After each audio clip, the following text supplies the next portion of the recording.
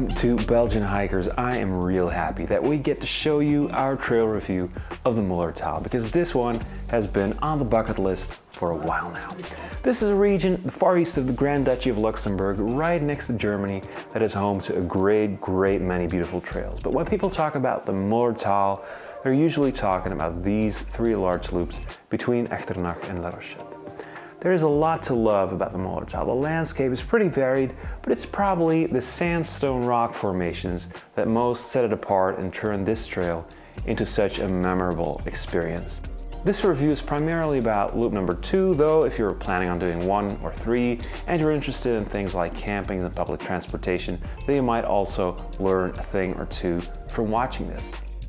The 3 loops are pretty evenly matched in terms of distance, right up against the top of what I think most people would consider feasible on foot in a day. But the second one is a bit more challenging since you're doing more vertical distance. It is also the more popular of the 3, though based on people's experiences online about route 1 and 3, they're also very much worth doing. Alright, sometimes people post questions about this trail on forums and on Facebook asking, can you do it in a day? Can you do it in 3 days? Can you stay at a hotel or a hostel?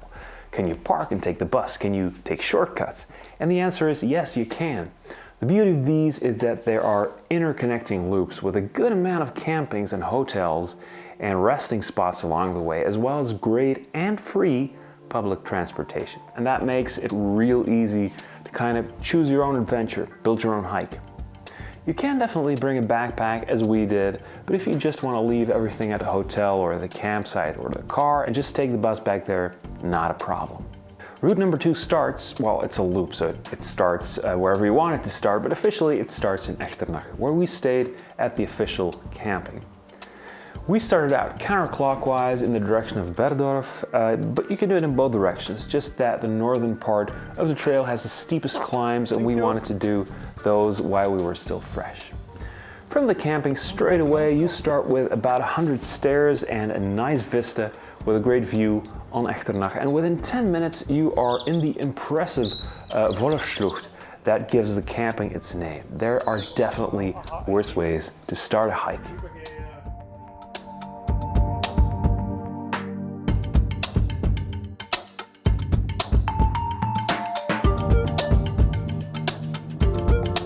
We did the trail in early spring and in March, which was great in terms of temperatures during the day, and we got some beautiful spring flowers, mostly forest anemones. Most of the trees were still bare, so it's definitely gonna look even better later in the year.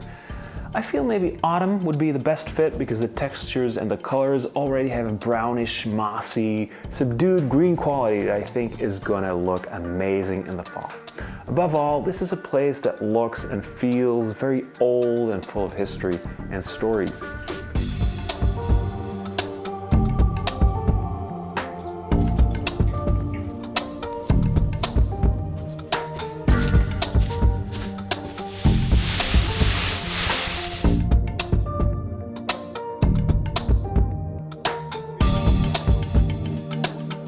Hey, we're about 2 hours into the trail now, and I have to say the Mullerthal delivers the goods right away. We got some amazing views, beautiful rock formations. There's a fair amount of stairs, but nothing too daunting in terms of difficulty. One thing that might bother some people is the fact that some parts of the trail are fairly close to traffic with some roads running parallel to it. I wouldn't say it was a big deal, but it does take away from the feeling of just being away from it all. Now, if that's what you're looking for, just to be alone in nature, this trail wouldn't be my first choice because some of these spots, especially the ones that are easy to reach by car, were fairly crowded with all the trimmings that go with that. And this was only the end of March, so the campings were definitely not fully booked yet. So in summer, I imagine this might be a bit crowded for some people.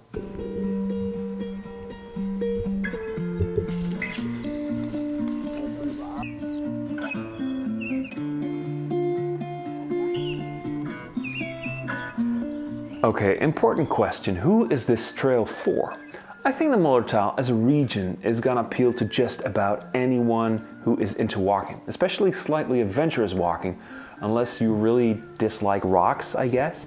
I probably wouldn't recommend it if you're claustrophobic either, because some of these passages through the rocks are pretty narrow. There's some real, are you sure it's through here kind of moments, and it's also quite dark, so you do need a flashlight. A head-mounted one would probably be ideal. There's a couple of nice vistas, but it's not really the main draw here.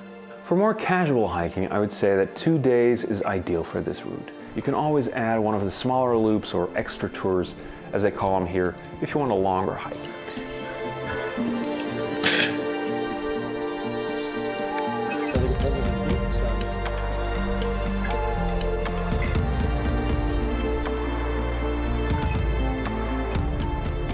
In terms of difficulty, it's not what I'd consider a technical trail, at least not in dry weather. In rainy conditions, all that wet stone and mud might be more of a challenge, and in those situations, trekking poles can certainly be useful. We didn't use ours because it was dry and a lot of the uphill portions are stairs instead of rocky slopes.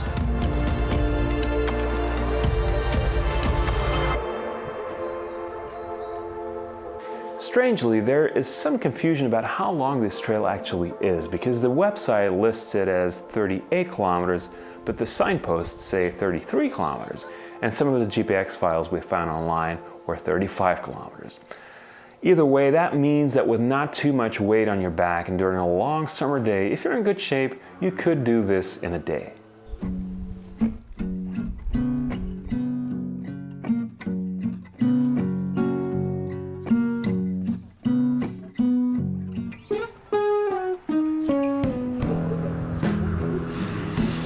Just beyond the town of Mullerthal, you get to what is probably the most famous highlight of the whole region, the Schießestumpfel waterfall. It's a beautiful spot, but it was a bit crowded for us. It's the kind of place where you always feel like you're ruining someone else's selfies.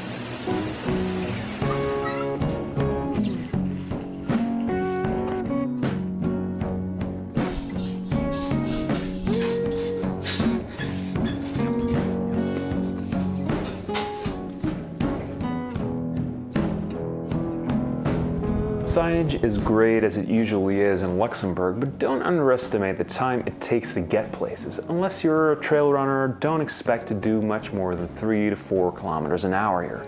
And honestly, why would you? No sense in coming this far just to rush through.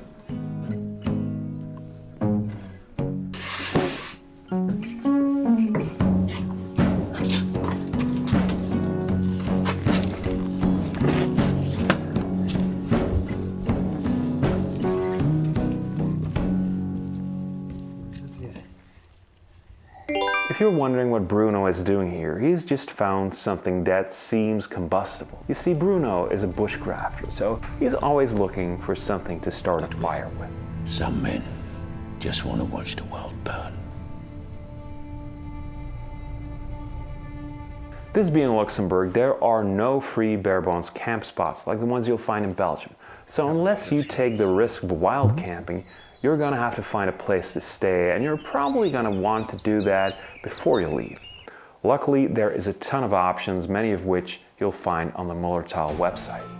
We stayed at campings in Echternach and Consdorf, and we're generally pretty happy, though Consdorf does get the highest marks.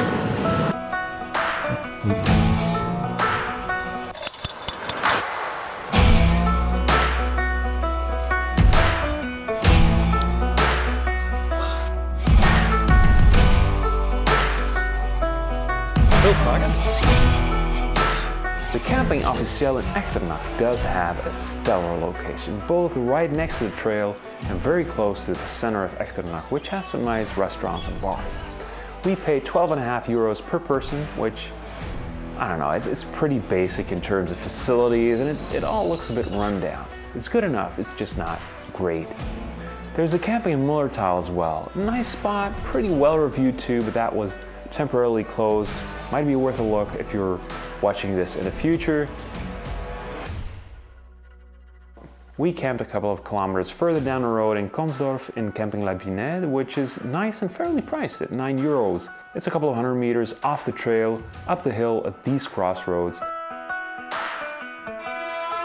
It's not the easiest pitch to find a level spot on, and we could have done with some benches or a fire pit, but other than that, this is definitely a nice place to stay. Camping valt goed mee, sanitair is in orde. Alleen hier hadden ze voor de trekkers toch wel zo van die picknickbanken kunnen voorzien. We prefer to sleep outdoors, but the region offers a ton of options, from chalets to hotels to hostels.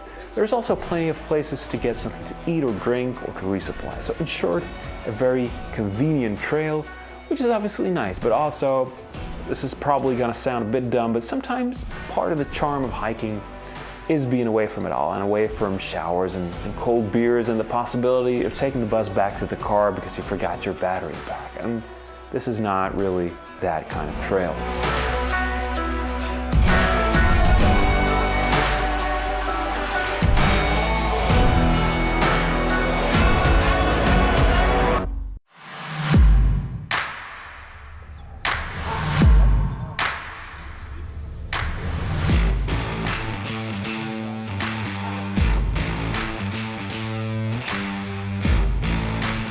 The second southern part of the trail felt less crowded than the first, maybe because it has fewer impressive highlights, but it's still quite wonderful in its own right. It's more varied, with some pine trees mixed in, some very short stretches of paved road, and of course, sandstone, beautifully carved both by nature and by man.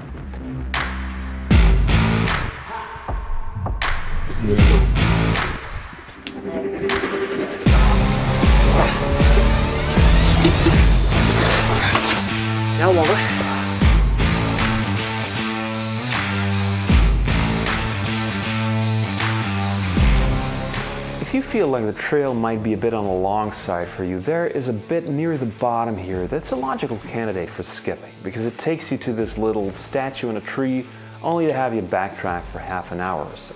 It is a nice stretch of trail, but the fact that you have to do it twice is a bit odd.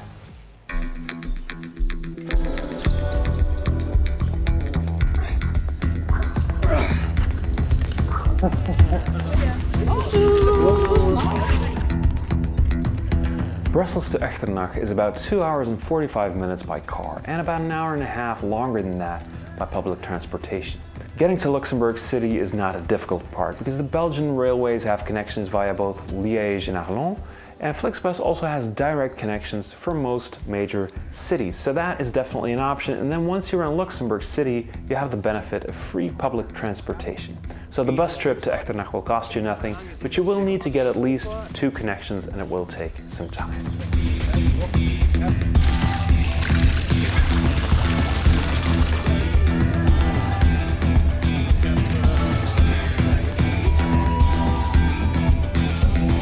In conclusion, if you are at all interested in adventurous hiking in and around Belgium and you're not claustrophobic, then I think the Mullerthal deserves to be on your list.